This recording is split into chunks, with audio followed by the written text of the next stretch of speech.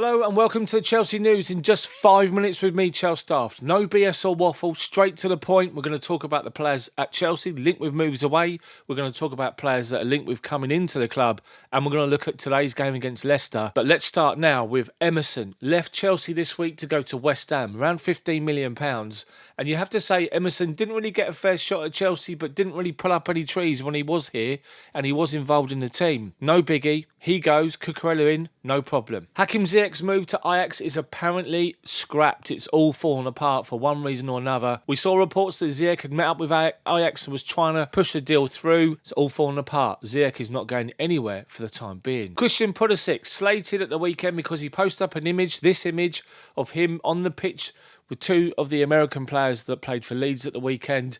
His dad also liked to tweet criticising Thomas Tuchel that was out there, or a post on social media, and it's led to all sorts of furor about Pulisic and his current situation at Chelsea. He wants to play more games. He's frustrated. Hopefully he stays because I still think he can do a fantastic job for us. Let's see what happens. Now to Trevor Chalobah, who's been linked with a loan move. Chalobah's got loan offers from Inter Milan, AC Milan and Red Bull Leipzig. Can't see him being allowed to leave because we need to cover in that defensive position. Chalobah will feature today, hopefully. He'll stay. Callum Hudson-Odoi and the loan move to Bayer Leverkusen. Looks as though it's on the cards and will be done. However, there's a stumbling block. Bayer Leverkusen want a permanent option at the end of the loan agreement. Chelsea are not happy with that. They just want a straightforward loan to return to the football club. We'll see what happens, but Hudson-Odoi is going to be allowed to leave on loan. He's rejected two Premier League clubs, as we've seen. He's going to go on loan to Leverkusen, and hopefully he'll do well. It's just a shame that he can't get a run because of the formation that we play, along with the likes of Ziyech and Pulisic. Conor Gallagher, Newcastle, as we know, heavily interested in Conor Gallagher, and also Crystal Palace. Now, Gallagher has been told in no uncertain terms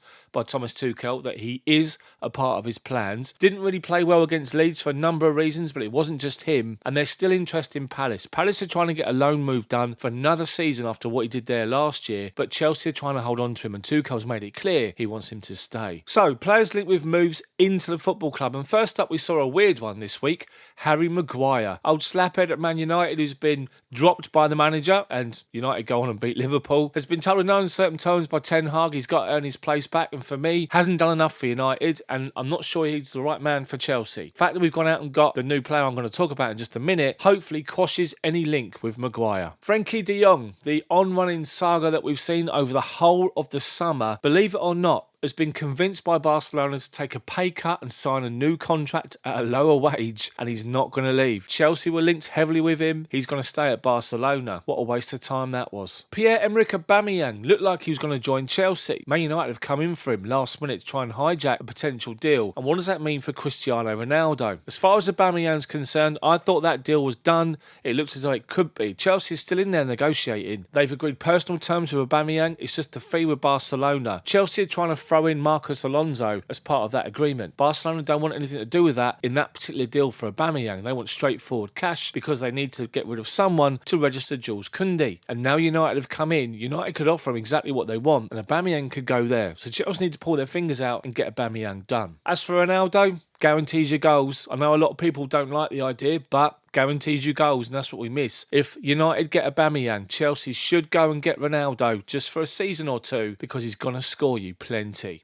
Without question. So, Chelsea have agreed a deal for Wesley Fofana, rising to around £85 million, a world record fee for a defender, and the paperwork will be done and signed this weekend. Just so happens Leicester are in town today, and he'll be announced as a Chelsea player officially over the weekend, if not on Monday. A great signing for Chelsea. That's Koulibaly, Cucurella and Fofana in to reinforce our backline and make us stronger. Excellent signing. Fofana, an outstanding player. Great news. So, on to the game today against Leicester, and what we want to see is a reaction from the nightmare against Leeds.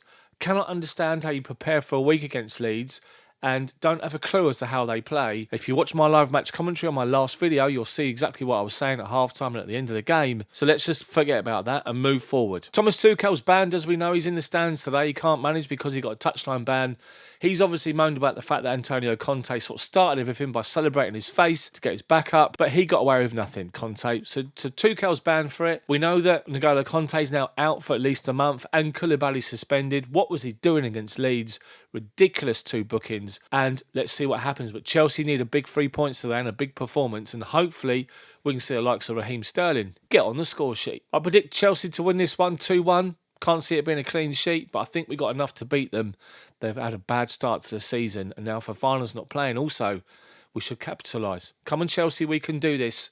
Let's get the win done, and let's move forward to Southampton in the week. That's it from me. The Chelsea news in just 5 minutes. Straightforward to the point. No BS or waffle. Hopefully you've enjoyed it.